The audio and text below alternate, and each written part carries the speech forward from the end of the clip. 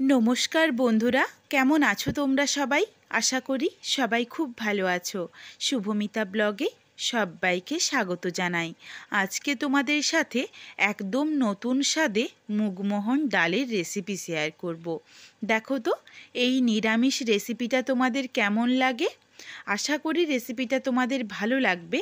তবে রেসিপিটা কেউ স্কিপ করো না, স্কিপ করলে কিন্তু মেন যেই টুইস্ট রয়েছে রান্নাটার মধ্যে সেটাই তোমরা মিস করে যাবে। রেসিপিটা কন্টিনিউ করতে থাকো, আশা করি রেসিপিটা তোমাদের ভালো লাগবে। তাহলে চলো রেসিপিটা দেখে নেওয়া যাক। এখানে আমি প্রথমেই মুগ ডালটাকে শুকনো খোলায় নাড়াচাড়া করে হালকা করে একটু লালচে রং ধরিয়ে ভেজে ধুয়ে পরিষ্কার করে নিচ্ছি। ঠিক এইভাবেই কিন্তু হালকা করে ভাজতে হবে। সুন্দর একটা মিষ্টি গন্ধ এসেছে। এরপর মুগ ডালটাকে ধুয়ে পরিষ্কার করে নিচ্ছি। কড়াইটাকে ধুয়ে পরিষ্কার করে কিছুটা পরিমাণে গরম জল বসিয়ে দিয়েছি। জল ফুটে উঠলে দিয়ে দিলাম ধুয়ে রাখা মুগ ডাল। মুগ ডালটা দেওয়ার পর এখন লবণ বা হলুদের গুঁড়ো কোনোটাই দেব না। ডালটা ফুটে উঠেছে, এরপর ওপর থেকে যেটুকু ফেনা ভেসে আসছে এই ফেনাটাকে তুলে ফেলে দেব। পুরো ফেনাটাই ফেলে দিলে পরিষ্কার হয়ে যাবে আরও ডালটা। ফেনাটা তুলে ফেলে দিয়েছি।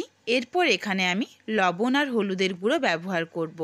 ডাল দেওয়ার পরেই যদি লবণ আর হলুদের গুঁড়োটা দিতাম তাহলে কিন্তু এই ফেনাটা ফেলে দেওয়ার সময় হলুদের গুঁড়োটাও বেশ অনেকটা বেরিয়ে যেত, তখন কিন্তু কালারটা ফিকে হয়ে যেত। ডালটা খুব ভালোভাবে সেদ্ধ করে নিয়েছি যাতে দানাভাব না থাকে। তোমরা চাইলে ডালটা প্রেসার কুকারেও সেদ্ধ করে নিতে পারো, তাহলে সময়টা কম লাগবে। এইদিকে কড়াইটা ধুয়ে পরিষ্কার করে 2 চামচ পরিমাণে সাদা তেল গরম হতে দিয়েছি।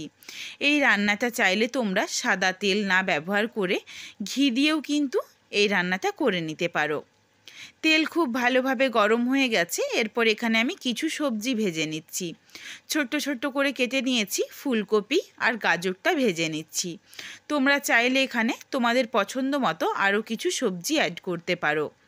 দিয়ে দিলাম স্বাদ অনুযায়ী লবণ। দেওয়ার পর গ্যাসের ফ্লেমটা একদম লোতে রেখে নাড়াচাড়া করে লালচে রং ধরিয়ে গাজর আর ফুলকপিটাকে ভেজে নিয়েছি। এরপর এটাকে তুলে রেখে দিচ্ছি। তোমরা চাইলে এখানে কড়াইশুঁটিও ব্যবহার করতে পারো। সেটা কখন ব্যবহার করবে সেটাও আমি তোমাদের বলে দেব। প্রথমেই দেখো যেটুকু তেল রয়েছে তার মধ্যে কিছু ফোড়ন দিচ্ছি। দিয়ে দিলাম গোটা জিরে, তেজপাতা, শুকনো লঙ্কা, ছোট এলাচ, লবঙ্গ, দারচিনি। ফোড়নটাকে নাড়াচাড়া করে কয়েক সেকেন্ড ভেজে নেব। ফোড়ন থেকে বেশ মিষ্টি একটা সুগন্ধ এসেছে। এরপর এখানে দিয়ে দিচ্ছি আদা আর কাঁচা লঙ্কা বেটে রেখেছিলাম। এখানে 1/2 ইঞ্চ পরিমাণ আদা আর 2টো কাঁচা লঙ্কা বাটা রয়েছে।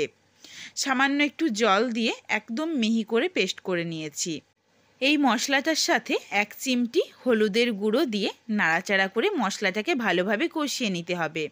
হলুদ কিন্তু খুবই সামান্য দিলাম, তার কারণ ডাল সেদ্ধর সময় আমি হলুদের ব্যবহার করেছি।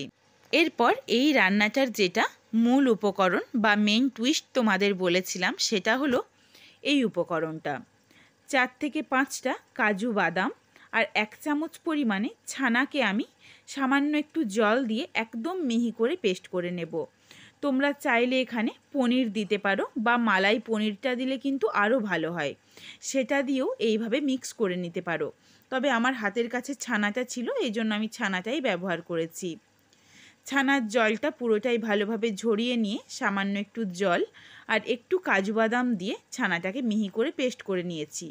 এদিকে আদা আর কাঁচা লঙ্কা বাটাটা ভালোভাবে কষিয়ে নিয়েছি। তারপর দিয়ে দিলাম বেটে রাখা ছানা আর কাজু বাদামের পেস্ট একসাথে দিয়ে এরপর নাড়াচাড়া করে এই মশলাটাকেও কষিয়ে নেব যতক্ষণ না অবধি মশলাটা থেকে তেল ছেড়ে বেরিয়ে আসছে। মশলার বাটিটা ধোয়া সামান্য একটু জল দিয়ে দিয়েছি। এরপর নাড়াচাড়া করে আবারও মিশিয়ে নিলাম। এরপর এর সাথে দিয়ে দিচ্ছি ভেজে রাখা সবজিগুলো। তোমরা যদি কড়াইশুঁটির ব্যবহার করো তাহলে কিন্তু এই সময় কাঁচা কড়াইশুঁটি দিয়ে দিতে পারো। কড়াইশুঁটি কোনোভাবেই ভাজা যাবে না, তাহলে কিন্তু কড়াইশুঁটিগুলো ভেঙে যাবে। এইভাবে মশলার উপরে দিয়ে কষিয়ে নিতে হবে।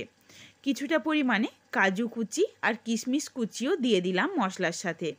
এরপর ভালোভাবে নাড়াচাড়া করে মিশিয়ে নিচ্ছি। গরম ভাতের সাথে আলু ভাজা বা আলু সেদ্ধ থাকলেই নিরামিষ এই ডালটা দিয়েই পুরো ভাত নিমেষেই শেষ করে ফেলা যাবে, এতটাই সুস্বাদু হয়।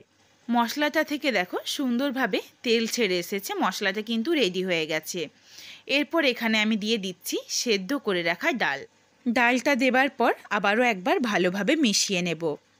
তবে এখানে আরও একটা ছোট্ট টিপস তোমাদের আমি দিয়ে রাখি, যারা দুধ খেতে খুব পছন্দ করো তারা কিন্তু এই ডালের ওপরে 1 কাপ পরিমাণে ঈষদুষ্ণ গরম দুধেরও ব্যবহার করতে পারো, সেটাও কিন্তু এই রান্নাটার সাথে খুবই ভালো যায়। তবে পুরোটা দুধ দেওয়া যাবে না, একটু দুধ আর একটু জল মিশিয়ে তোমরা ঠিক যতটা পরিমাণে জল দিতে চাও ডালের মধ্যে সেই অনুযায়ী দিয়ে দিও।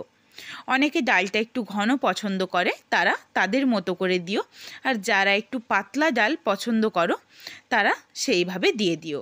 ডালের সাথে দিয়ে দিলাম 1/2 চামচ পরিমাণে চিনি। নিরামিষ ডালে একটু চিনি না দিলে কিন্তু খেতে ভালো লাগে না, এই জন্য আমি এখানে অল্প একটু চিনির ব্যবহার করেছি। চিনি দিয়ে নাড়াচাড়া করে মিশিয়ে এরপর ডালটাকে প্রায় 4 থেকে 5 মিনিট সময় নিয়ে একটু ফুটিয়ে নেব, তাহলে কিন্তু খেতে খুব ভালো লাগবে। এখানে আমি ডালটা দেখো একটু পাতলাই বানিয়েছি, তার কারণ আমার মনে হয় এই ডালটা পাতলা খেতেই বেশি ভালো লাগে। এরপর ঠিক 4 থেকে 5 মিনিট পর ফেরত আসছি। 4 থেকে 5 মিনিট পর দেখো ফেরত এসেছি, ডালটা কিন্তু রেডি হয়ে গেছে। এরপর এখানে আমি গ্যাসের ফ্লেমটা অফ করে দিচ্ছি। গ্যাসের ফ্লেম অফ করে দিয়েছি। এরপর এখানে দিয়ে দিচ্ছি 1 চামচ পরিমাণে ঘি। অবশ্যই গ্যাসের ফ্লেম অফ করেই ঘিটা দিতে হবে, নইলে কিন্তু ঘিয়ের স্মেলটা নষ্ট হয়ে যাবে। ঘি দেওয়ার পর নাড়াচাড়া করে মিশিয়ে একটা পাত্রে নাবিয়ে ঢাকনা দিয়ে ঢেকে রেখে দেব কিছুক্ষণ, যাতে ঘিয়ের ফ্লেভারটা সুন্দরভাবে ডালের মধ্যে চলে আসে। এখানে দেখো ডালটা তোমাদের একটু আমি দেখিয়ে দিই, একদম পাতলাভাবে বানিয়েছি, খেতে কিন্তু দুর্দান্ত স্বাদের হয়। তবে এই ডালটাই ঠান্ডা হয়ে গেলে বেশ কিছুক্ষণ পর অনেকটা ঘন হয়ে যাবে। মুগমোহন ডালের এই রেসিপিটা বাড়িতে অবশ্যই একবার বানিয়ে আমায় কমেন্ট করে জানিও রেসিপিটা তোমাদের কেমন লাগলো। রেসিপিটা যদি ভালো লাগে তাহলে লাইক করো, শেয়ার করে বন্ধুদের দেখার সুযোগ করে দিও। তোমরা যদি এই রকম নিত্য নতুন রেসিপি আরও পেতে চাও তাহলে অবশ্যই আমার চ্যানেলটিকে সাবস্ক্রাইব করে পাশে থাকা বেলটি অন করে দিও, যাতে আমার প্রত্যেকটা রেসিপির নোটিফিকেশান সবার প্রথমে তোমাদের কাছে পৌঁছে যায়। আবারও খুব শীঘ্রই হাজির হচ্ছি নতুন কোনো এক রেসিপি নিয়ে। পরবর্তী রেসিপি দেখার আমন্ত্রণ রইল। পুরো ভিডিওটা দেখার জন্য অনেক অনেক ধন্যবাদ। তাহলে আজকে আসি, সবাই ভালো থেকো।